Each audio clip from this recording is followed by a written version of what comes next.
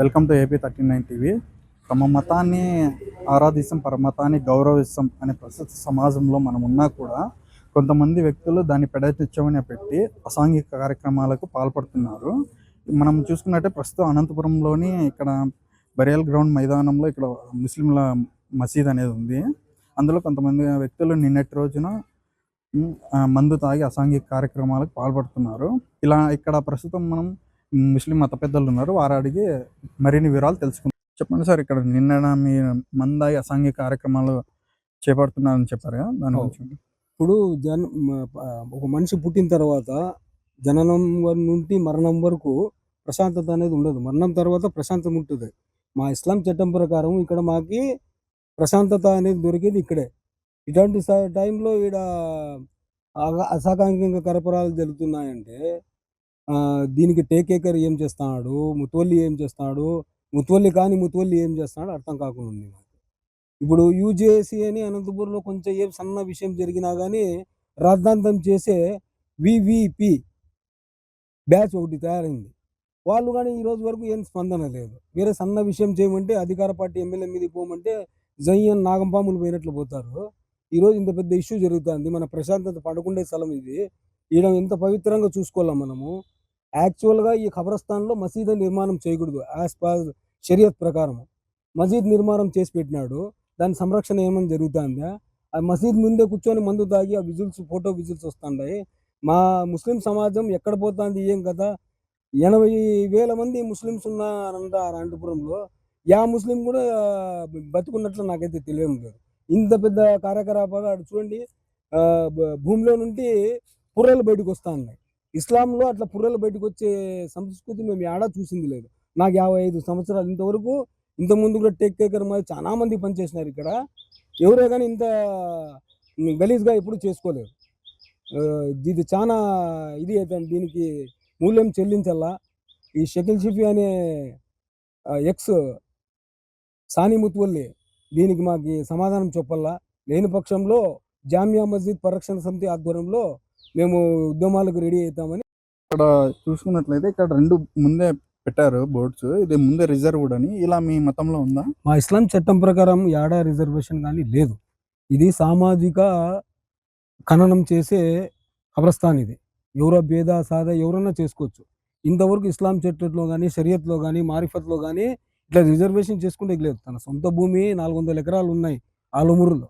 ఆడపోయి reservation చేసుకొని లైలా మజ్లు ఖబరస్థాన్ కట్టుకోవచ్చు ఆయన కావాల్సి ఉంటే వాళ్ళది. ఇది రిజర్వేషన్ లేదు.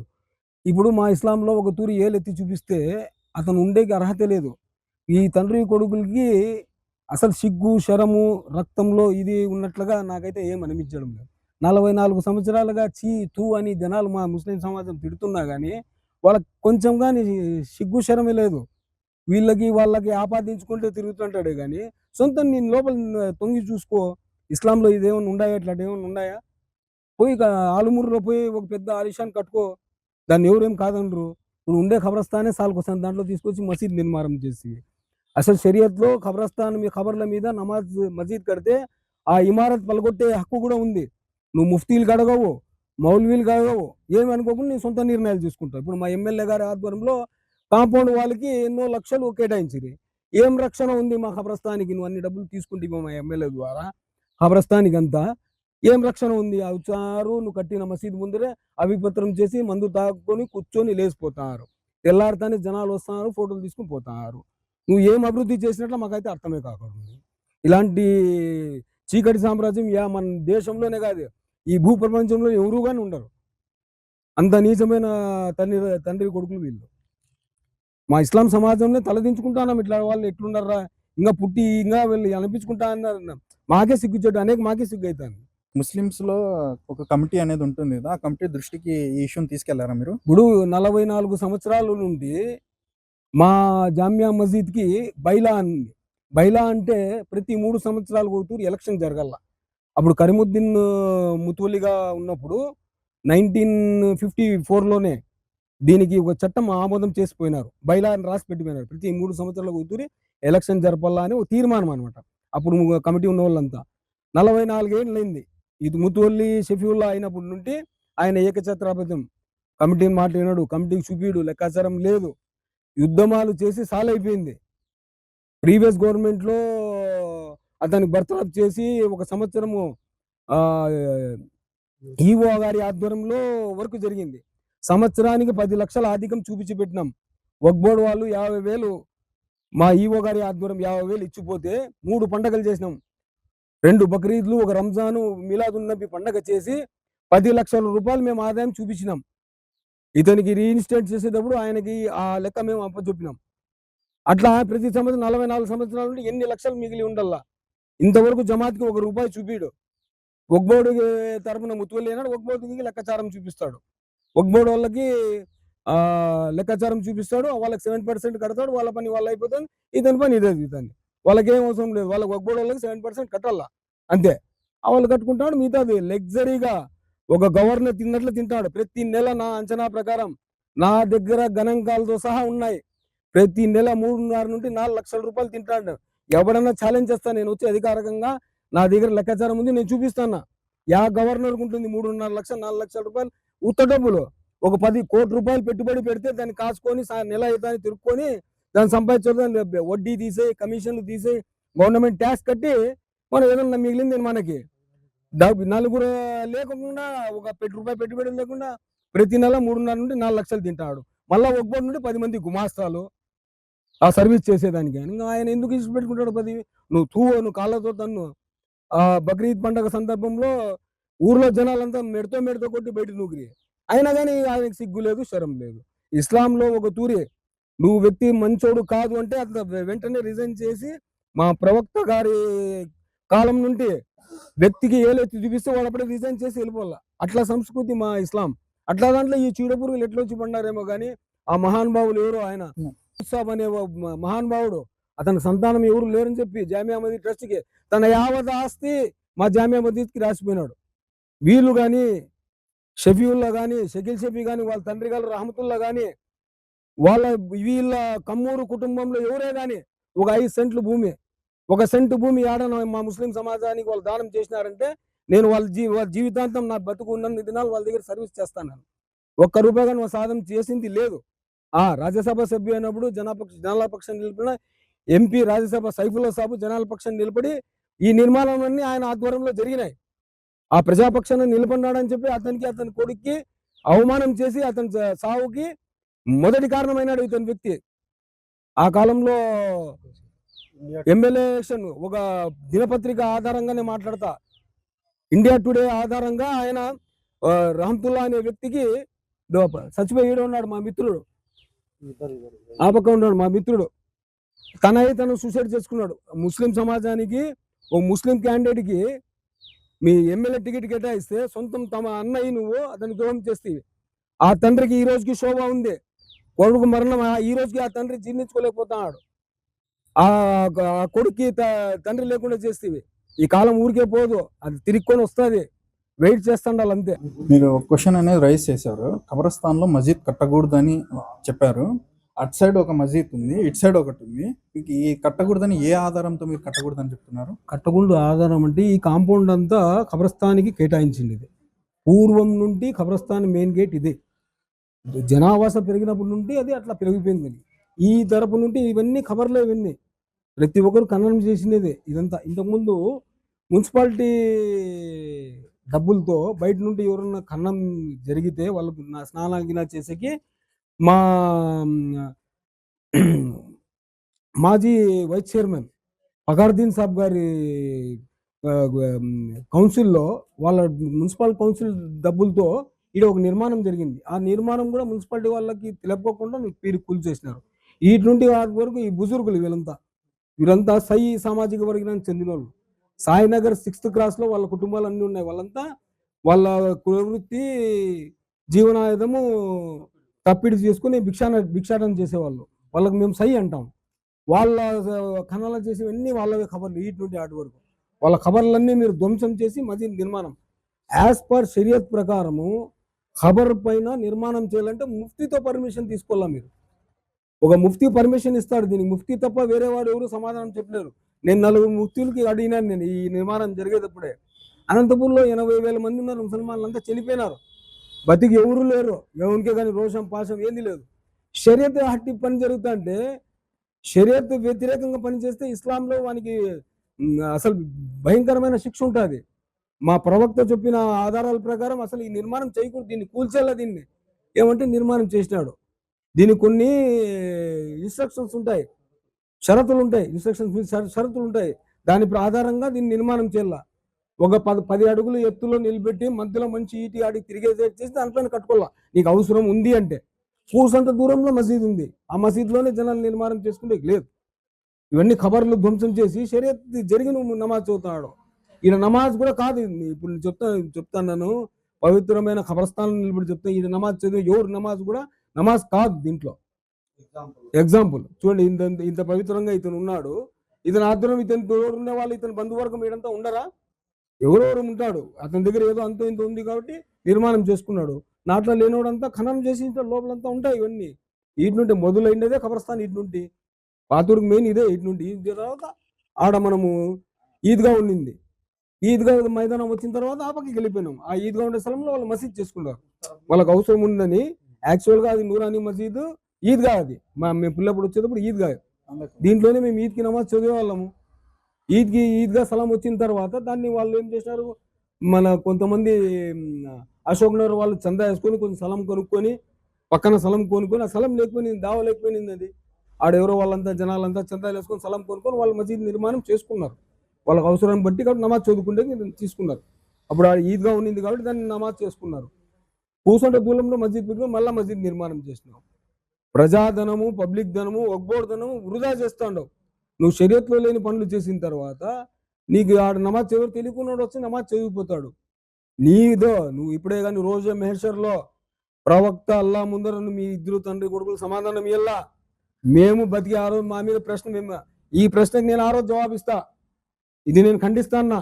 ఈయన నిర్మాణం చేయకూడదని నేను చెప్తాన్నా నా మనస్సాక్షి పెట్టుకొని. ఇక్కడ సమాధులు అన్ని ఉన్నాయంటున్నారు, దీని మీద అవి డిమాలిష్ చేసి మీరు కట్టా అంటున్నారు. దానికి సంబంధించి ఆధారం మీ దగ్గర 100% వీటి నుండే మనకు ఖబరస్థానం మొదలైనది. భూమి మీరు ఈ లేఅవుట్ అంతా ఎత్తుక్కోండి, దీని డాక్యుమెంట్లో పోయి చూడండి. ఇది ఖబరస్థానికి కేటాయించిన స్థలం అంటే ఖబరస్థానే ఉండాలి, దాంట్లో వేరే నిర్మాణం చేసేకి లేదు యాజ్ పర్ షరియత్. ఇప్పుడు నీకు ఆ భూమి దేనికి కేటాయించింటారు, దానికి మాత్రమే యూజ్ చేయాలి. నువ్వు ఖబరస్థాన్ కడుతుంది, మసీద్ కడుతుంది, చాప్ రూములు కట్టుకుంటుంది. మొట్టమొదటి వ్యక్తి ఖబరస్థాన్ ఉండేది కాదు కదా, ఇది ఎందుకు కూల్చలేదు మరి? ఇంతకుముందు ఈ దావలు ఏమీ లేకపోయింది. ఆయన షేర్ ఖాన్ ఒక ఆయన సర్వీస్ చేస్తాడు. ఆయన ఆధ్వర్యంలో ఇవన్నీ దావలు, ఈ దావల్లో కూడా ఖబర్లు ఉన్నాయి. అప్పుడు దావలు లేకపోయినాయి, దావల్లో కూడా ఖబర్లు ఉన్నాయి. కవర్లు డమాలిష్ చేసి ఇదంతా చేసిండేది. నాకు 50 సంవత్సరాలు నేను కూడా అంతా చూసిండేది ఇవన్నీ. ఇంతకుముందు అన్ని ఖబర్లు ఉన్నాయి. ఇవన్నీ దీనంత డ్యాములు ఇది చేసేసి ముందుకు వెళ్ళిపోయినారు. 100% దీనిలో కింద ఉన్నాయి. ఇది షరియత్కి వ్యతిరేకము. రోజా మెహేశ్వర్ దినం తండ్రి కొడుకులు దీనికి సమాధానం చెప్పాల.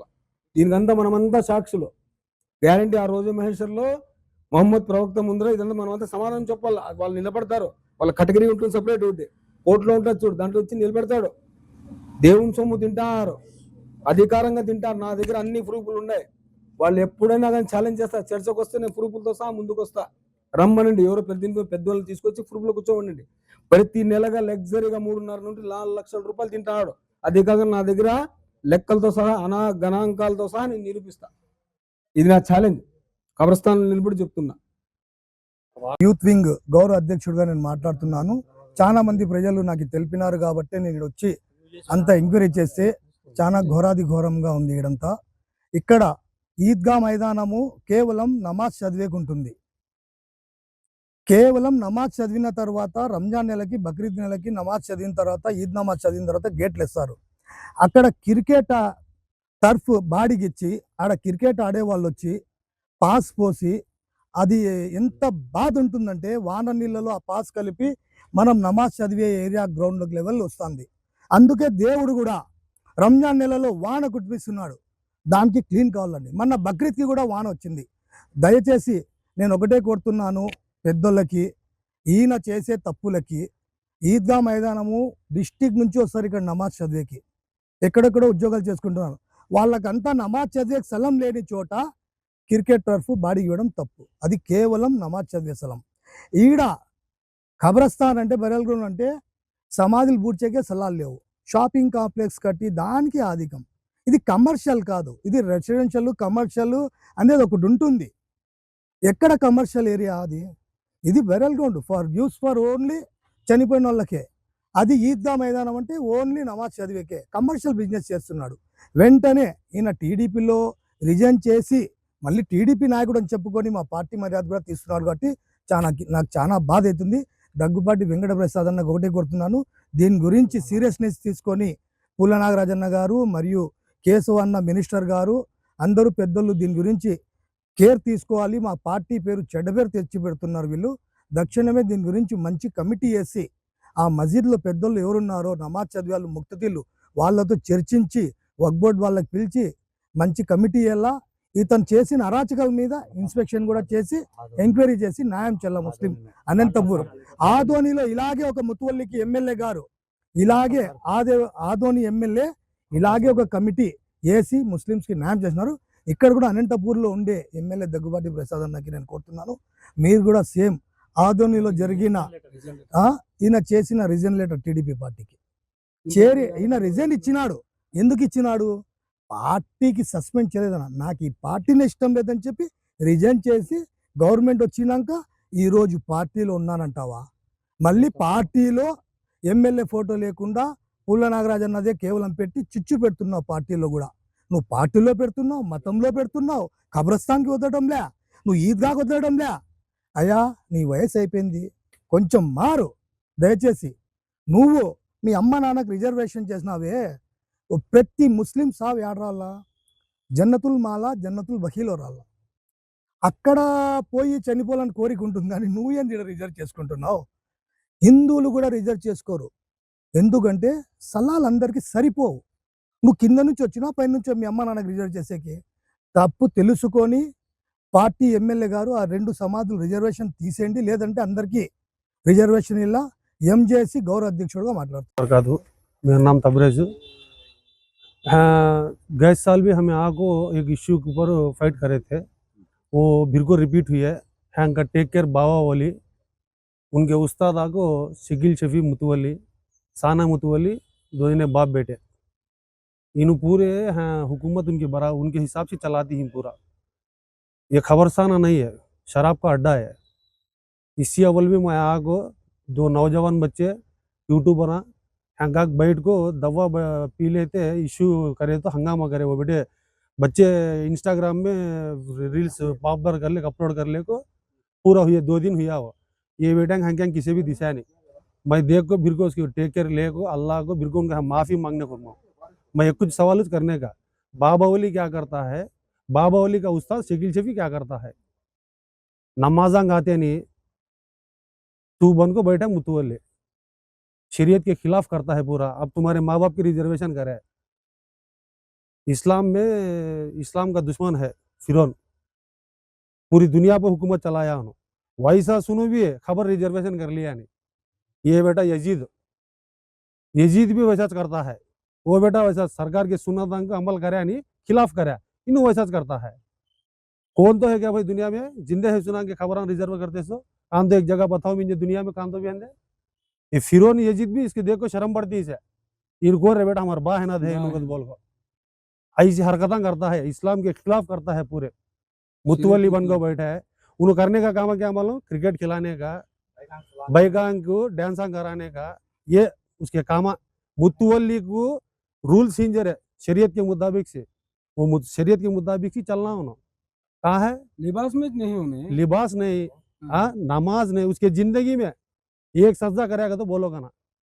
जामे मस्जिद का बाप बेटे साल के एक बार आती, वो हदिया देती चल जाते और टच। अब बाकी का पूरा धंधा। अब और एक बात अनऑफिशियली ये सुनार मोहल्ले के दुकाना को एक्शन रखने का कहता एज पर वक्फ बोर्ड के रूल के हिसाब से 6,000, 8,000, 12,000 अनऑफिशियल से लेने का इन्हों एक्शन रखो 30 लाख को 25 लाख। मैं प्रूफ है मेरे के ना, उसे हिम्मत है तो आओगा ना। मैं वो बात जितोड़ को भी बुला दूं, जो इसके हाथ को दिया पैसे है मैं उसे भी बुला दूं, इन्हें एक्सेप्ट करके आता गया कि आओगा ना। यह हमारा ओपन चैलेंज है। शिगिल जबी को उनके बाग मुतवली सानी मुतवली 2 जने भी आओगा ना, ओपन चैलेंज है। हरकतें बदलना नहीं तो रिजाइन करके बाइक चल जाना, नहीं तो हमारा कमेटी डालना। అందరికీ నమస్కారం. నా దగ్గుపాటి ప్రసాద్ అన్న, మాగే ముస్లిం మైనార్టీలకి ఎంతో సాయం చేస్తున్నావు. ఇట్లా షకీల్ షఫీ మాజీ ముత్వల్లి అనుకొని షకీల్ షఫీ తిరుగుతున్నారు. ఆ షకీల్ షఫీ వచ్చి ఈ ఖబర్స్థాన్లో మందు తాగిపించి అరాచకాలు ఎక్కువ అయిపోయినాయి. పూల నాగరాజన్న జిల్లా అధ్యక్షుడు గారు, మీరు ఈ కమిటీ వేయించి మాకి ముస్లిమ్స్కి న్యాయం చేయాలని కోరుతున్నాము. ఇట్లే ఈద్గా మసీద్లో క్రికెట్ ఆడేకి మైదానము ఇచ్చినారు. అది ఎంతకి ఇచ్చినాడు, ఎన్ని సంవత్సరం ఇచ్చినారు, దాని లెక్కాచారం యాడికి పోయింది? అది చూపిల్ల కదా ముత్వల్లి అనే లెక్కాచారమే చూపిలే. నేను పార్టీలో ఉన్నానని అందరికీ చెప్పుకొని తిరుగుతున్నాను. నీకు రిజైన్ చేసినాడు పార్టీలో. ఎప్పుడు జాయినింగ్ అయినావు నువ్వు పార్టీలో? ఈ మందు తాగిపించేకి నీ అధికారం ఉందే? ఈ ఖబర్స్థాను మసీద్ ఉంది, ఒకటి ఒక ముస్లిమ్స్ ఉంది,